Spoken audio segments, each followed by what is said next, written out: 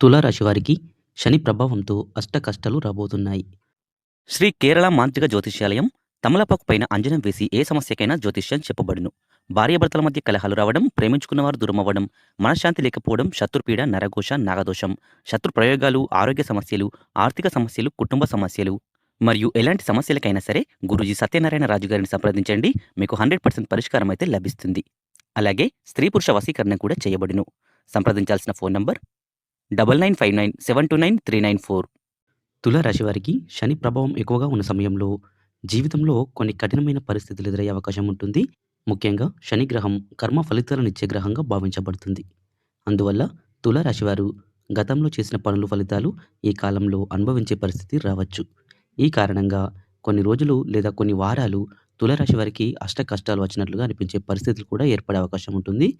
ఈ సమయంలో ముఖ్యంగా ఆర్థిక విషయాల్లో జాగ్రత్తగా ఉండడం చాలా అవసరం. అనుకోని ఖర్చులు పెరగడం, పెట్టుబడులు పెట్టిన చోట ఆలస్యం రావడం, లేదా డబ్బు తిరిగి రావడంలో ఇబ్బందులు ఏర్పడే అవకాశం ఉంటుంది. అలాగే కుటుంబంలో చిన్న చిన్న వాగ్వాదాలు, అపార్థాలు కూడా రావచ్చు. అందువల్ల తులారాశి వారు మాటల్లో జాగ్రత్తగా ఉండాలి. కోపంతో మాట్లాడితే సమస్యలు మరింత పెరిగే అవకాశం ఉంటుంది.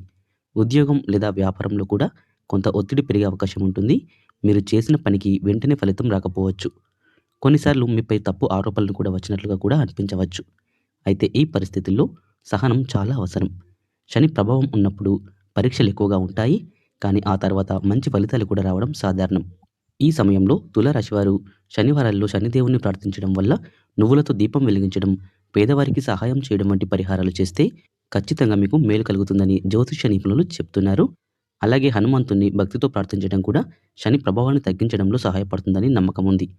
ధైర్యం, సహనం మరియు భక్తితో ఈ కాలాన్ని ఎదుర్కొంటే తులారాశి వారికి వచ్చే అష్ట కష్టాలు కూడా క్రమంగా తగ్గి జీవితంలో మళ్ళీ శుభ పరిణామాలు ప్రారంభమయ్యే అవకాశం ఉంటుంది.